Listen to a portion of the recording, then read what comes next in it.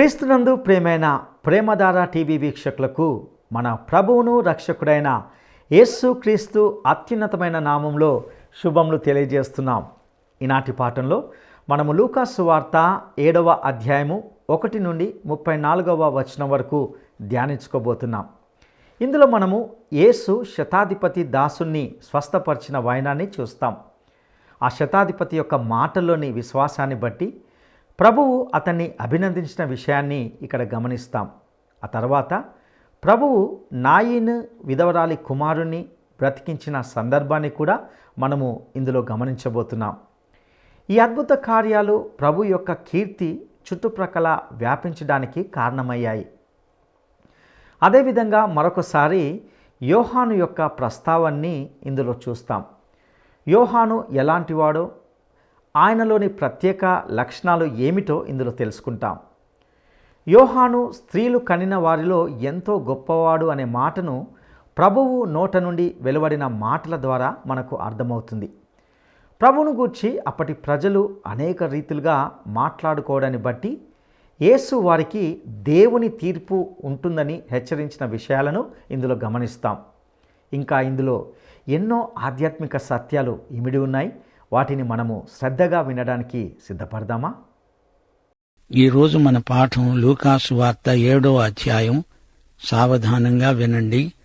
మొదటి 10 వచనాలలో శతాధిపతి దాసుణ్ణి యేసు ప్రభువు స్వస్థపరుస్తాడు. ఆయన తన మాటలన్నీ ప్రజలకు సంపూర్తిగా వినిపించిన తరువాత కపెర్నహూములోకి వచ్చాడు. ఒక శతాధిపతికి ప్రియుడైన దాసుడు ఒకడు రోగి అయి చావుకు సిద్ధంగా ఉన్నాడు. శతాధిపతి యేసును గూర్చి విని ఆయన వచ్చి తన దాసుణ్ణి స్వస్థపరచాలని ఆయనను వేడుకోవడానికి యూదుల పెద్దలను ఆయన వద్దకు పంపాడు. వారు యేసునద్దకు వచ్చి చెప్పారు, బతిమలాడారు, నీ వలన ఈ మేలు పొందడానికి అతడు యోగ్యుడు. అతడు మన జనులను ప్రేమించి మనకు సమాజ మందిరము తానే కట్టించాడు. కావున యేసు వారితో కూడా వెళ్ళాడు. ఆయన ఆ ఇంటి వద్దకు వచ్చినప్పుడు శతాధిపతి తన స్నేహితులను చూచి, మీరు ఆయన వద్దకు వెళ్లి, ప్రభువా, శ్రమ పుచ్చుకోవద్దు, నీవు నా ఇంటిలోనికి రావడానికి నేను పాత్రుడను కాను. అందుచేత నీ వద్దకు రావడానికి పాత్రుడను అని నేను ఎంచుకొనలేదు. అయితే మాట మాత్రము సెలవియ్యి, అప్పుడు నా దాసుడు స్వస్థపరచబడతాడు. నేను సహా అధికారమునకు లోబడిన వాడను. నా చేతి కింద సైనికులున్నారు. నేను ఒకణ్ణి పొమ్మంటే పోతాడు, ఒకణ్ణి రమ్మంటే వస్తాడు. నా దాసుణ్ణి చెయ్యమంటే ఇది చేస్తాడు అని నేను చెప్పినట్లు ఆయనతో చెప్పండని వారిని పంపాడు. యేసు ఈ మాటలు విని అతణ్ణి గూర్చి ఆశ్చర్యపడి తన వెంట వస్తున్న జనసమూహము వైపు తిరిగి అన్నాడు, ఇశ్రాయేలులోనైనా ఇంత గొప్ప విశ్వాసము నేను చూడలేదని మీతో చెబుతున్నాను. పంపబడిన వారు ఇంటికి తిరిగి వచ్చి ఆ దాసుడు స్వస్థత పొందినవాడై ఉండడము కనుగొన్నారు. శ్రోతలు వింటున్నారా? ఈ అధ్యాయంలో యేసు ప్రభువు శతాధిపతి దాసుణ్ణి బాగుచేశాడు. ఇదో అద్భుతం. అతణ్ణి చూడకుండా ముట్టకుండా ఒకే ఒక్క మాటతో అతణ్ణి ప్రభువు స్వస్థపరిచాడు. నాయీను విధవరాలి కుమారుణ్ణి, యాయీరు కుమార్తెను కూడా యేసు బ్రతికించినట్లు డాక్టర్ లూకా రాస్తున్నాడు. ఈ సువార్తలో 18 ఉపమానాలున్నాయి. వాటిలో మొదటిది ఈ అధ్యాయంలో గ్రంథస్థం చేయబడింది. పాపాత్మురాలైన స్త్రీ ఒక పరిసయ్యుని ఇంటిలో యేసుకు పాదాభిషేకం చేసిన సందర్భంలో ప్రభువు భావగర్భితమైన ఒక ఉపమానం చెప్పాడు. పాపాత్మురాలిని పరిసయ్యుడైన సీమోనుతో పోల్చి అతని కంటే ఆమె ఎన్నో రెట్లు ధన్యురాలు అని ప్రభువు చెప్పాడు. ఆ పట్టణంలో ఎందరో రోమియ సైనికులున్నారు. 100 మంది సైనికులపై అధికారి శతాధిపతి. ఈ సైనికాధికారికి సజీవ విశ్వాసమున్నది. కపెర్నహూములో అక్కడి విశ్వాసులకు సమాజ మందిరం నిర్మించుకోవడానికి ఎంతో ఆర్థిక సహాయం చేశాడు. అతనికి అధికారముంది.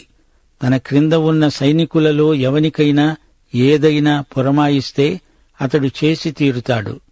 ఈ శతాధిపతి యేసు యొక్క సర్వాధికారాన్ని గుర్తించాడు, విశ్వసించాడు. తన సేవకుడి విషయమై యేసు ఏమి సెలవిస్తే అది వెంటనే జరుగుతుంది అని అతడు నమ్మాడు. ఈ శతాధిపతికి ఉన్న ఇంత గొప్ప విశ్వాసాన్ని చూచి ప్రభు ఆశ్చర్యం చెందాడు. మరో సందర్భంలో ఇశ్రాయేలీయుల అవిశ్వాసానికి యేసు ఆశ్చర్యపోయాడు. 11-17 వరకు నాయీను విధవరాలి కుమారుని సంగతి. వెంటనే ఆయన నాయీను అనే ఒక ఊరికి వెళ్లుతూ ఉండగా ఆయన శిష్యులు, బహుజన సమూహము ఆయనతో కూడా వెడుతూ ఉన్నారు. ఆయన ఆ ఊరి గవిని వద్దకు వచ్చినప్పుడు చనిపోయిన ఒకడు వెలుపలికి మోసుకొని పోబడుతున్నాడు. అతని తల్లికి అతడొక్కడే కుమారుడు, ఆమె విధవరాలు. ఆ ఊరి జనులు అనేకులు ఆమెతో కూడా ఉన్నారు. ప్రభువు ఆమెను చూచి ఆమె యందు కనికరపడి ఏడవవద్దు అని ఆమెతో చెప్పి దగ్గరకు వచ్చి పాడెను ముట్టగా మోస్తున్నవారు నిలిచారు. ఆయన అన్నాడు, చిన్నవాడా, లెమ్మని నీతో చెబుతున్నాను. ఆ చనిపోయిన వాడు లేచి కూర్చుండి మాట్లాడసాగాడు. ఆయన అతణ్ణి అతని తల్లికి అప్పగించాడు. అందరూ భయాక్రాంతులై, మనలో గొప్ప ప్రవక్త బయలుదేరి ఉన్నాడు, దేవుడు తన ప్రజలకు దర్శనమనుగ్రహించాడు అని చెప్పి దేవుణ్ణి మహిమపరిచారు. ఆయనను గూర్చిన ఈ సమాచారము యూదయ యందంతటా చుట్టుపట్ల ప్రదేశమందంతటా వ్యాపించింది. లూకా మాత్రమే తన సువార్తలో ఈ అద్భుతాన్ని పేర్కొన్నాడు. చచ్చిన చిన్నవాడు సజీవంగా లేచాడు. ఇది పునరుత్థానం. అయితే పునరుత్థానమనే మాటకు విస్తృతమైన అర్థముంది. యేసు చనిపోయి లేచి తన యందు విశ్వసించిన వారికి జీవ పునరుత్థానమిస్తాడు. గాని ఇక్కడ ఈ విధవరాలి కుమారుణ్ణి మాత్రం ప్రభువు బ్రతికించాడు. యోహాను సువార్త 11 అలాగే లాజరును బ్రతికించాడు. అయితే ఈ లేపబడిన వారు మళ్లీ చనిపోవలసిందే. విశ్వాసులు మరణద్వారము గుండా మహిమలో ప్రవేశిస్తారు, అంతే. యేసు ప్రభు రెండోసారి తిరిగి వచ్చినప్పుడు చనిపోయిన వారు మహిమ శరీరాలతో లేస్తారు. అప్పటి వరకు బతికి ఉన్న వారి శరీరాలు ఒక్క త్రుటిలో రెప్పపాటులో మహిమకు మార్చబడతాయి. అందరూ కలిసి మధ్యాకాశానికి ఎత్తబడతారు. ఆ మహిమ శరీరాలకు మరణం లేదు. నాయీను విధవరాలి కుమారుడు చిన్నవాడు, యాయీరు కుమార్తె ఇంకా చిన్నది, లాజరు వీరిద్దరి కంటే పెద్దవాడు. ఈ విధంగా ఇంకా ఎందరినో యేసు బ్రతికించి ఉండవచ్చు. గాని ఈ ముగ్గురిని గురించే రాయబడి ఉంది. బీద విధవరాలి విషాదగాథ ఒక్కసారి ఆలోచించండి. ఆమెకు ఇతడు ఒక్కగానొక్క కుమారుడు. ఆమెను చూచి ప్రభువు ఎంతో జాలిపడ్డాడు. యేసు పాడెను ముట్టి, చిన్నవాడా, లే అని ఆజ్ఞాపించాడు. ఆ చిన్నవానితో యేసు మాట్లాడాడు. మృతులను ఒకానొక రోజున ప్రభువు ఇలాగే పలకరించి లేపుతాడు.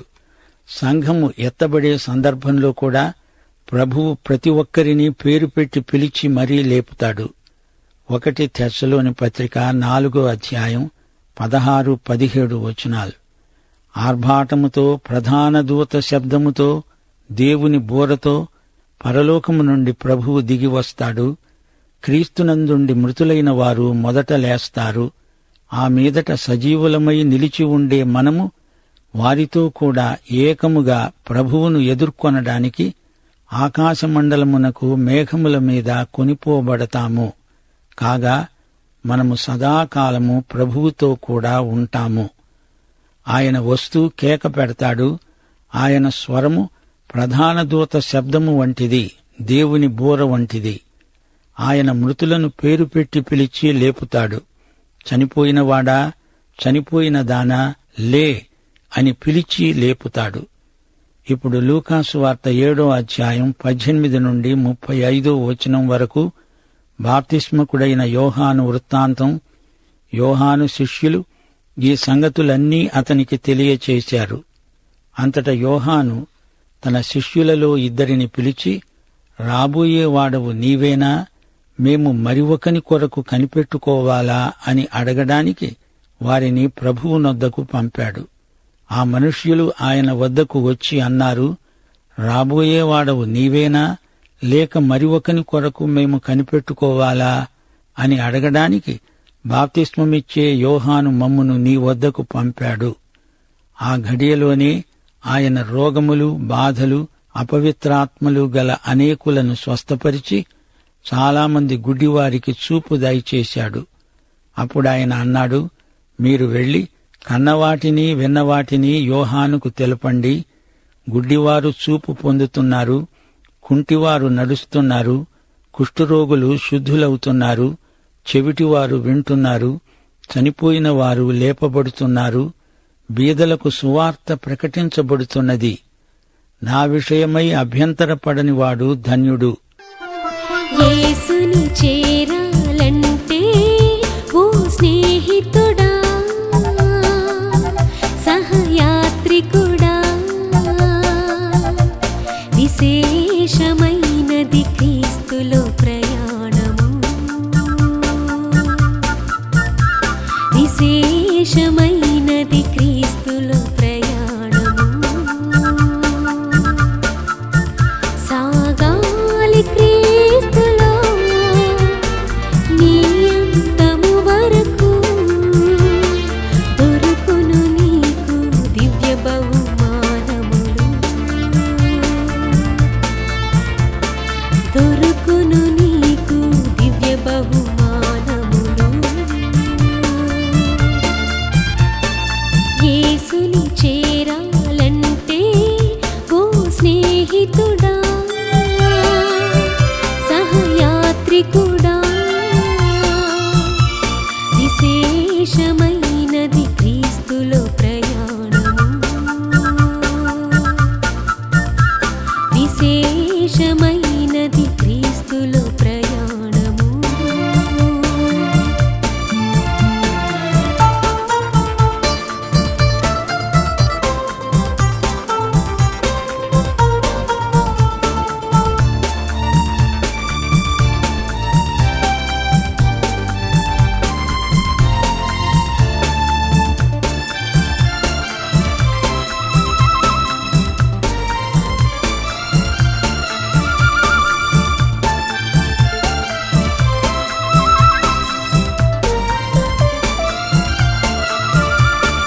పాపికి పశ్చాత్తాపము ఎంతో ప్రాముఖ్యము,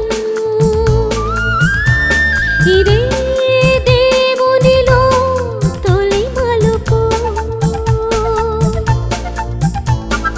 పాపికి పశ్చాత్తాపము ఎంతో ప్రాముఖ్యము,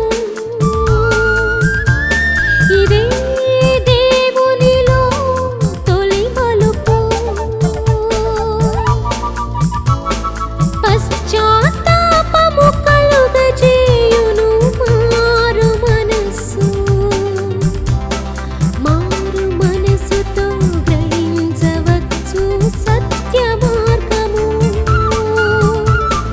మారు మనసుతో గ్రహించవచ్చు సత్య మార్గము. యేసుని చేరాలంటే ఓ స్నేహితుడా, సహయాత్రికుడా, విశేషమైనది క్రీస్తులో ప్రయాణము, విశేషమైనది క్రీస్తులో ప్రయాణము.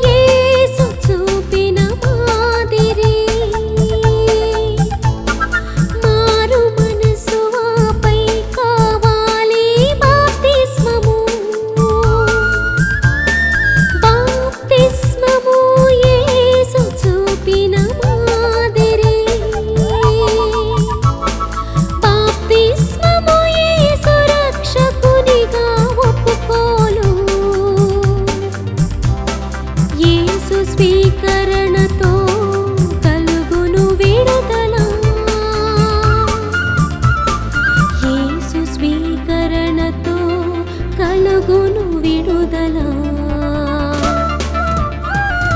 యేసుని చేరాలంటే ఓ స్నేహితుడా, సహయాత్రికుడా,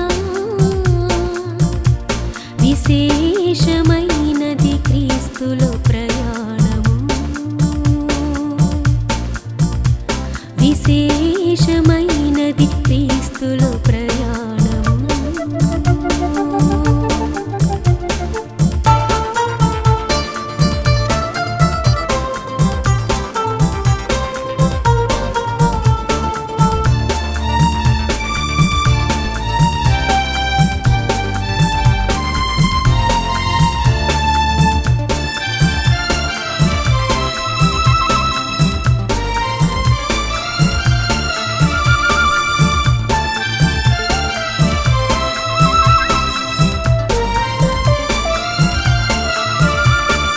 బాప్తిస్మము ఆమీదట వచ్చును రక్షణ. రక్షణాత్మ సంబంధమైన సహవాసము. బాప్తిస్మము ఆమీదట వచ్చును రక్షణ. రక్షణాత్మ సంబంధమైన సహవాసము. సహవాసములో వృద్ధియగును విశ్వాసము. విశ్వాసముతో పొందవచ్చును కృపావరములు. విశ్వాసముతో పొందవచ్చును కృపావరములు. యేసుని చేరాలంటే ఓ స్నేహితుడా, సహయాత్రికుడా, విశేషమైనది క్రీస్తులో ప్రయాణము. విశేషమైనది క్రీస్తులో ప్రయాణము.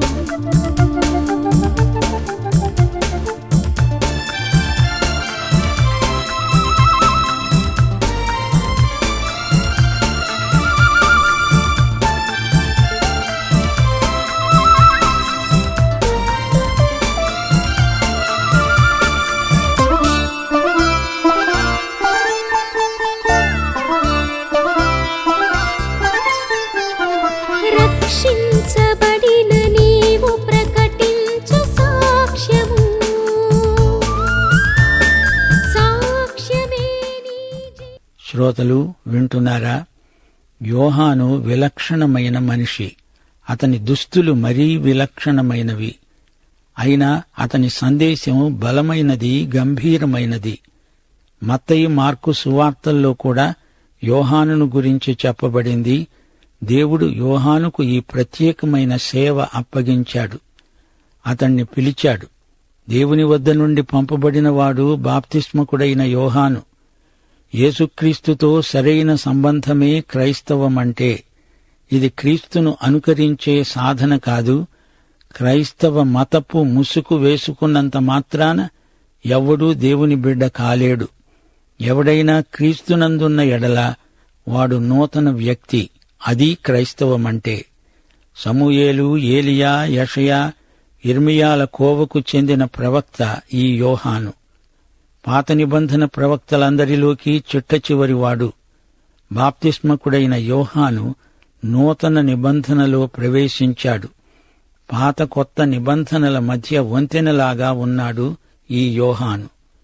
యేసు ప్రభు నాటి తరాన్ని ఉద్దేశించి అన్నాడు.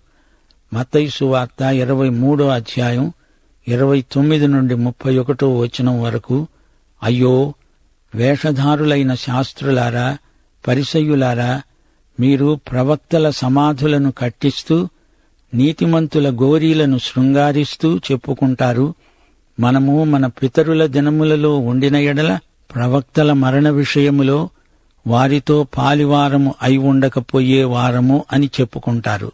అందువలననే మీరు ప్రవక్తలను చంపిన వారి కుమారులై ఉన్నారని మీ మీద మీరే సాక్ష్యం చెప్పుకుంటున్నారు.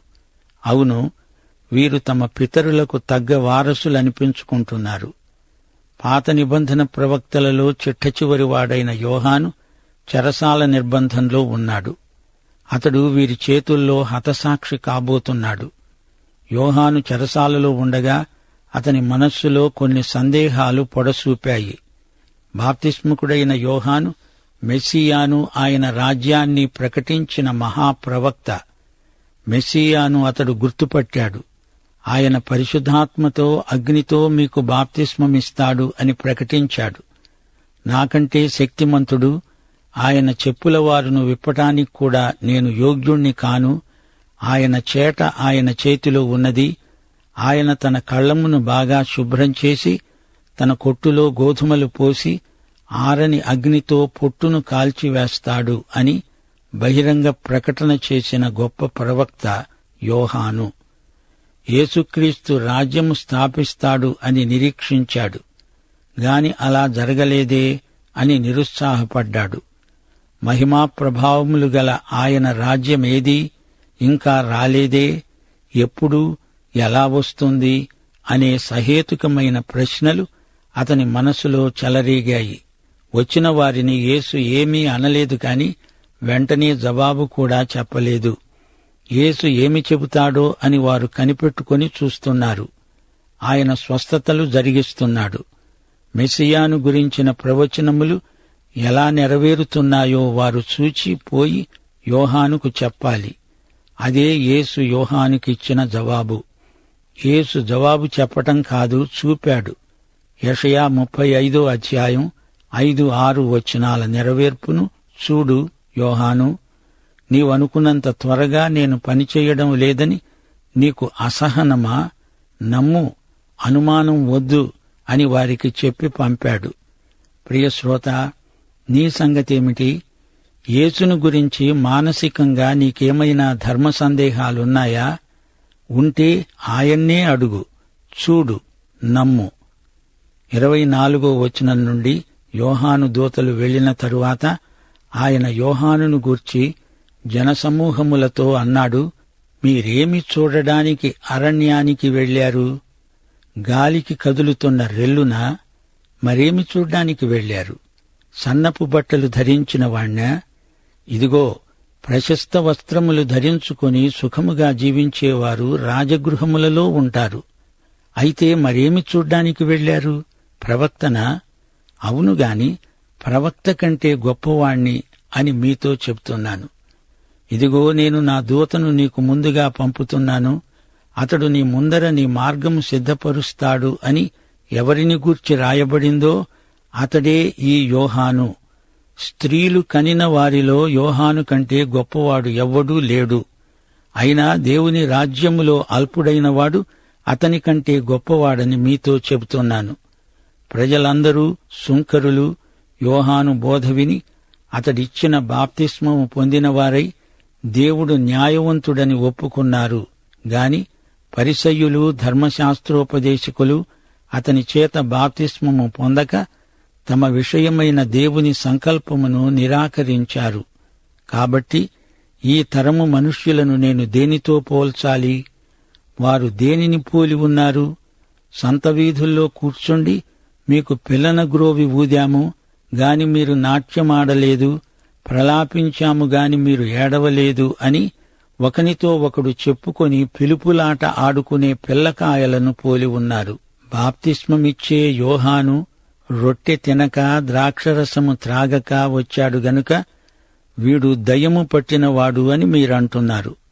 మనుష్య కుమారుడు తింటూ తాగుతూ వచ్చాడు గనుక మీరు ఇడుగో వీడు తిండిబోతూ మద్యపాయి, సుంకరులకు పాపులకు స్నేహితుడు అంటున్నారే. అయినా జ్ఞానము జ్ఞానమని దాని సంబంధులందరిని బట్టి తీర్పు పొందుతుంది. ప్రియశ్రోత, వింటున్నావా? యోహాను రెల్లులాంటివాడు కాడు, గట్టివాడు. అతడు మెస్సియాకు ఆగమన దూత. మలాకి గ్రంథం 3వ అధ్యాయం 1వ వచనంలోని ప్రవచనం నెరవేర్పే యోహాను పరిచర్య. యోహానును యేసు ఎంతో ప్రశంసించాడు. ఆ తరం మనుషులు గడుగ్గాయి పిల్లలు, మతనాయకులై ఉండి చిన్న పిల్లల చేష్టలు చేస్తున్నారు. కాసేపు పెండ్లిళ్ల ఆట, కాసేపు చావులాట ఆడతారు. ఆ బోధకుడు మెత్తగా మెల్లిగా మాట్లాడతాడు, ఈ బోధకుడు బల్లగుద్ది కేకలు పెడతాడు అంటూ మాట్లాడతారు. అసలు సమస్య బోధకులది కాదు, ఈ తరం ప్రజలది. వారికి చెవుల్లో దురద ఉంది, స్వస్థత కావాలి. మతమనేది కొందరికి చిన్నపిల్లలాట. ప్రియ శ్రోత, ఇటు చూడు. శతాధిపతికి ఉన్నంత బలమైన విశ్వాసం నీకుందా? యేసు మాట చాలు అనేటంత విశ్వాసం నీకుంటే నీ జీవితంలో అద్భుతాలు జరుగుతాయి. నాయీను విధవరాలి కుమారుణ్ణి యేసు లేపాడు. అది ఒకవేళ నీ స్వంత జీవితానికి తార్కాణమై ఉండవచ్చు. నిద్రాణమై నిస్తబ్దమైపోయిన నీ మనస్సాక్షిని ఈ రోజున యేసు సజీవంగా లేపి మేల్కొల్పుతున్నాడు. బాప్తిస్మకుడైన యోహానులో 3 సాక్ష్యాలున్నాయి. 1, యేసే లోక పాపమును మోసే దేవుని గొర్రెపిల్ల అని నమ్మాడు. 2, యేసు హెచ్చాలి, నేను తగ్గాలి అన్నాడు. 3, యేసును గురించిన ప్రశ్న యేసునే అడిగాడు. వారా వీరా అని అడ్డమైన వారినందర్నీ అడగలేదు. మరి నువ్వో? యేసు నీ పాపమును శిలువపై మోసి నీకు పాపక్షమాపణ అనుగ్రహించాడు. నీ జీవితంలో యేసును హెచ్చించి నీవు అదే నిష్పత్తిలో తగ్గుతూ ఉండాలి. మానసికమైన అనుమానాలు రాకమానవు. యేసునే అడుగు. అభ్యంతరాలు తొలగించుకో. దేవుడు నిన్ను సమృద్ధిగా దీవించునుగాక. ప్రభు అయిన యేసుక్రీస్తు వారి కృపాబాహుళ్యము నీకు సదాకాలము తోడై ఉండునుగాక. ఆమేన్. ప్రియులారా, ఇంతవరకు మీరు కొన్ని ఆధ్యాత్మిక సత్యాలను నేర్చుకొని ఉన్నారని భావిస్తున్నాం. ఇందులో శతాధిపతి యొక్క మాటలోని విశ్వాసాన్ని బట్టి ప్రభువు అతన్ని అభినందించిన విషయాన్ని గమనించాం. శతాధిపతికి ఉన్నంత విశ్వాసమే గనక మనకు ఉంటే, అనగా యేసు మాట చాలును అని నమ్మితే మన జీవితాల్లో ఎన్నో అద్భుత కార్యాలను చూడగలుగుతాం. ప్రభువు నాయీను విధవరాలి కుమారుణ్ణి బ్రతికించిన సందర్భంలో నుండి మనము నేర్చుకోవలసిన సత్యము ఏమిటంటే, మనము ఏదైనా ఆధ్యాత్మిక విషయాల్లో కానీ మనస్సాక్షి విషయాల్లో కానీ చచ్చిన స్థితిలో ఉన్నప్పుడు ఆయన బ్రతికించగలడనే విషయాన్ని తెలుసుకుంటాం. యోహాను గురించి ఎన్నో విషయాలు తెలుసుకున్నాం. అతడు నిశ్చయంగా దేవుని ఆగమన దూత. అతని బోధను బట్టి ఎంతోమంది మారుమనసు పొంది దేవుని యందు విశ్వాసం ఉంచినట్లుగా చూశాం. ప్రియ సహోదరుడా, సహోదరి, యేసు క్షమించే దేవుడు, రక్షించే దేవుడు, ఆధ్యాత్మికంగా బ్రతికించే దేవుడు. యేసు నీ పాపమును శిలువపై మోసి నీకు పాప క్షమాపణ అనుగ్రహించాడు. నీ జీవితంలో యేసును హెచ్చించి నీవు అదే నిష్పత్తిలో తగ్గుతూ ఉండాలి. ప్రభు అయిన యేసుక్రీస్తు వారి కృపా బాహుల్యము నీకు సదాకాలము తోడైండునుగాక. దైవాశీస్సు.